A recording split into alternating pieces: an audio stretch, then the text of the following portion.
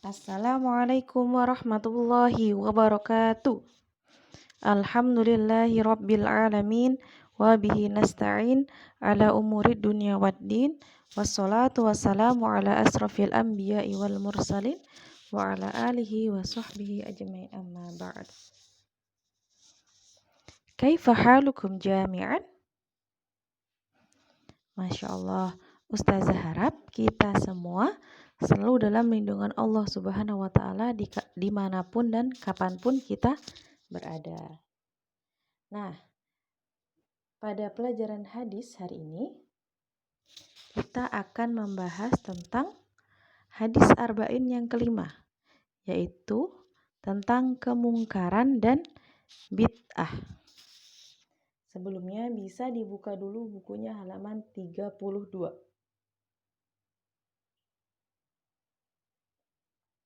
Sebelum kita masuk dalam pembahasan kandungan hadisnya, kita baca bersama dulu ya hadis ini. An ummil mu'minina ummi Abdillahi Aisyah radhiyallahu anha qalat qala Rasulullah sallallahu alaihi wasallam man ahdasa fi amrina hadza ma laysa minhu fahuwa raddun rawahul Bukhari wal Muslim. Wa fi riwayatul Muslim man amila amalan laysa alaihi amruna fahuwa raddun. Ma makna hadzal hadis? Nah, arti dari hadis ini adalah dari Ummul Mukminin Ummu Abdillah Aisyah radhiyallahu anha, dia berkata, Rasulullah shallallahu alaihi wasallam bersabda, siapa yang mengada-ada dalam urusan agama yang bukan bagian darinya, maka dia tertolak. Riwayat Bukhari dan Muslim. Dalam riwayat Muslim disebutkan, siapa yang melakukan suatu amalan yang tidak ada contohnya dari kami, maka dia tertolak. Nah, dari hadisnya saja sudah jelas ya. Ini adalah tentang amalan-amalan yang tidak sesuai dengan ajaran Islam, yaitu tentang bid'ah. Nah, sebelumnya kita bahas siapa perawi hadis ini. Perawi hadis ini adalah Aisyah radhiyallahu anha. Nah, siapa beliau ini? Nah, nama panggilan beliau adalah Ummu Abdillah. Beliau adalah putri dari Abu Bakar As-Siddiq radhiyallahu anhu. Jadi, Aisyah ini adalah putri dari sahabat. Ayahandanya juga sahabat. Maaf, jadi putrinya ini seorang sahabat dan ayahnya juga seorang sahabat. Masya Allah. Putrinya yaitu Aisyah adalah orang yang dicintai oleh Rasulullah SAW dari kalangan wanita. Jadi Aisyah ini adalah orang yang paling dicintai Rasulullah dari kalangan wanita. Sementara ayahnya yaitu Abu Bakar adalah orang yang paling dicintai oleh Rasulullah dari kalangan pria. Beliau dinikahi oleh Rasulullah pada tahun kedua Hijriah saat usianya masih sangat belia. Jadi Aisyah ini termasuk istri Rasulullah ya. Dan ada hikmah besar di balik pernikahan beliau dengan Nabi Muhammad saat usia beliau masih sangat muda. Apa hikmahnya? Yaitu beliau punya usia yang panjang bersama Rasulullah. Kemudian juga usia yang panjang untuk menyampaikan ilmu yang telah beliau serap dari Rasulullah. Sehingga Al-Hakim rahimahumullahu ta'ala mengatakan bahwasanya seperempat ilmu agama Islam atau hukum agama Islam ini diriwayatkan oleh Aisyah radhiyallahu anha. Disebutkan bahwasanya beliau meriwayatkan lebih dari 2.200 hadis. Dan ini menunjukkan peran kaum wanita dalam mendakwahkan Islam. Mereka punya jasa yang besar Mereka punya peran yang konkret dan sangat berarti untuk dakwah Islam. Dan diriwayatkan bahwasanya para sahabat Rasulullah yang lain banyak merujuk kepada beliau, banyak bertanya kepada beliau. Maksudnya Aisyah ya, beliau itu ya.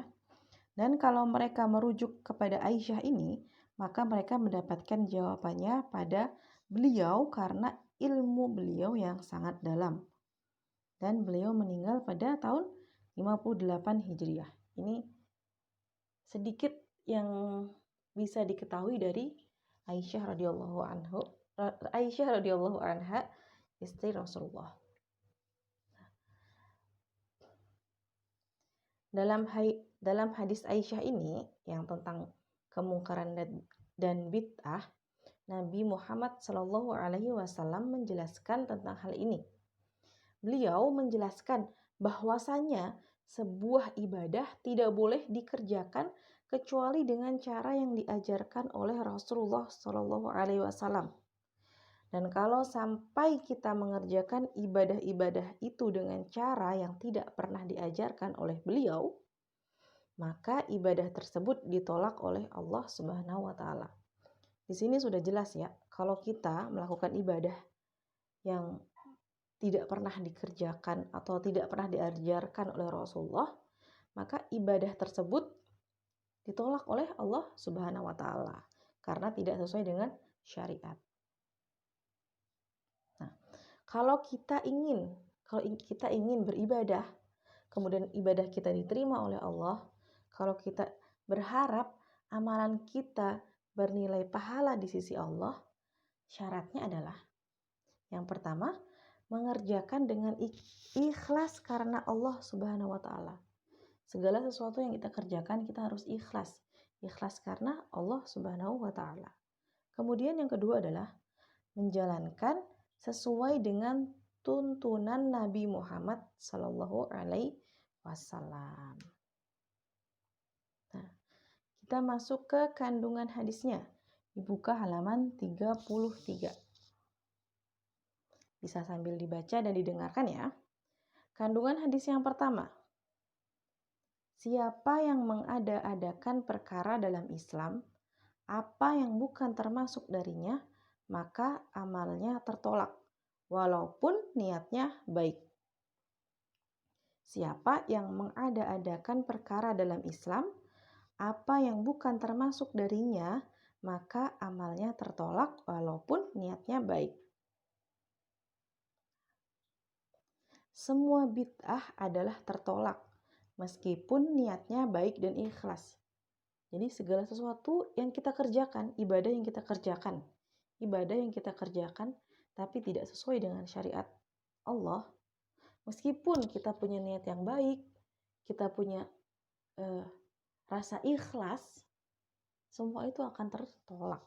Contohnya, ada seorang fulanah ingin berkurban pada hari raya.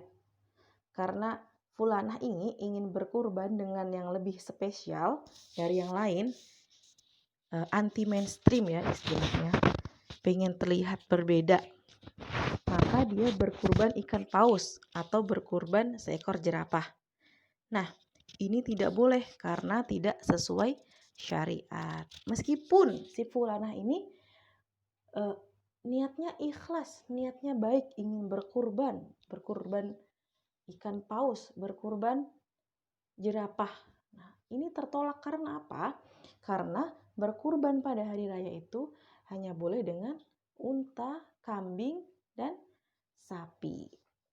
Jika fulanah ini berkurban dengan ikan paus, dengan seekor jerapah atau dengan hewan lainnya, maka ibadah kurban yang fulanah lakukan ini adalah tertolak meskipun dia dengan ikhlas dan niat yang baik.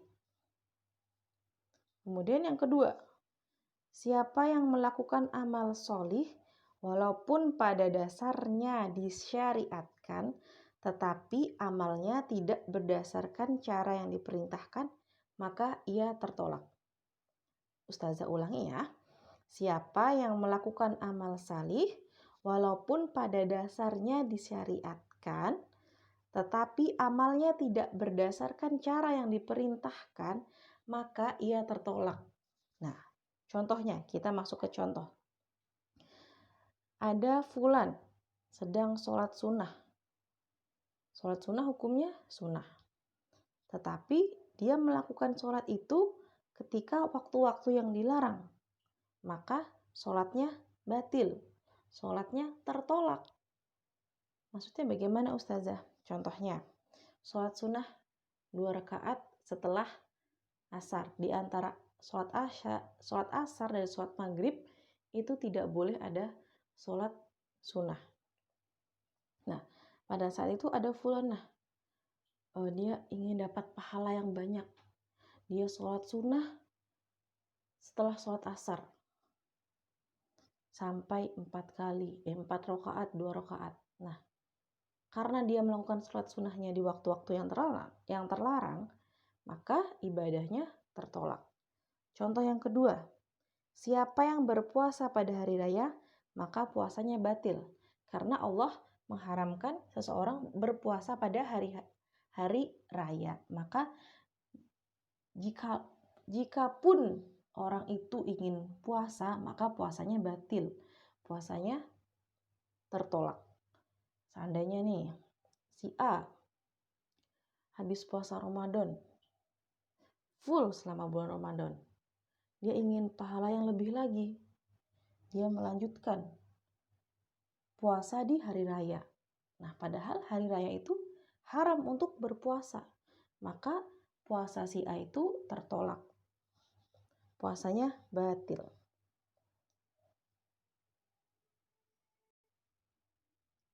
Contoh lain juga, ketika ada orang yang mau sholat, biar sholat duhur jumlahnya 4 rakaat. Nah, dia ingin mendapatkan pahala yang lebih nih. Gak cukup, sholat duhurnya cuma 4 rakaat, dia tambah. Jadi 7 rakaat, 8 rakaat. Nah, ini tidak boleh. Meskipun hukum sholat duhur adalah wajib, tapi dia melaksanakannya dengan melebihkan rakaatnya. Maka sholatnya tertolak. Kemudian adalah dampak buruk dari bid'ah.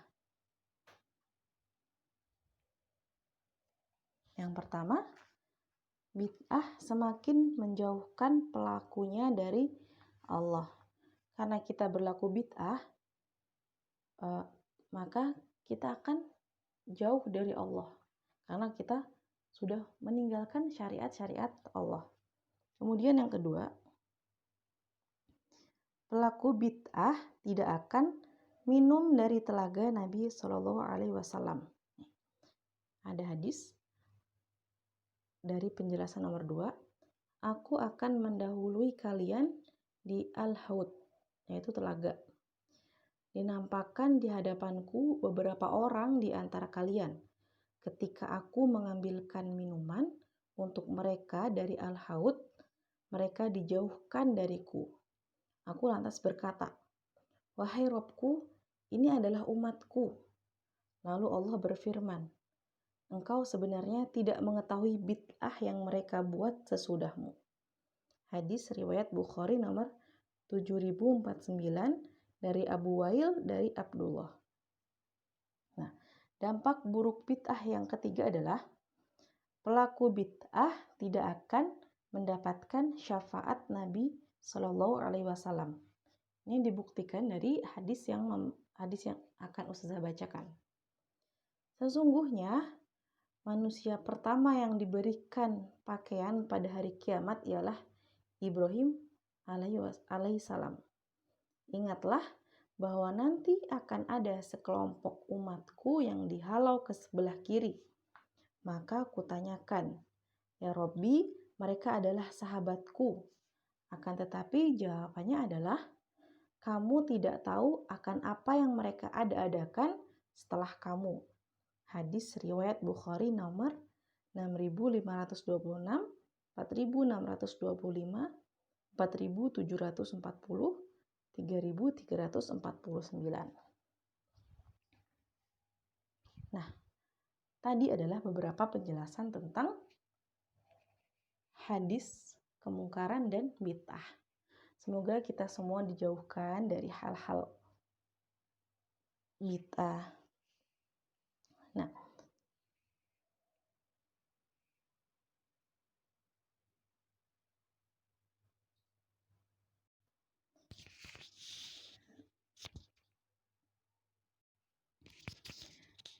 Nah, semoga kita semua dijauhkan dari hal-hal yang dilarang oleh Allah Subhanahu wa taala. Dan kita juga harus berusaha untuk menjalankan syariat, menjalankan ibadah sesuai dengan syariat yang telah Allah tentukan, yang telah Allah syariatkan. Dengan cara apa? Dengan cara kita mencari tahu dahulu apa aja sih ibadah-ibadah yang disyariatkan oleh Allah. Kalau kita sudah tahu ibadah-ibadah apa yang disyariatkan oleh Allah, maka kita wajib melaksanakannya.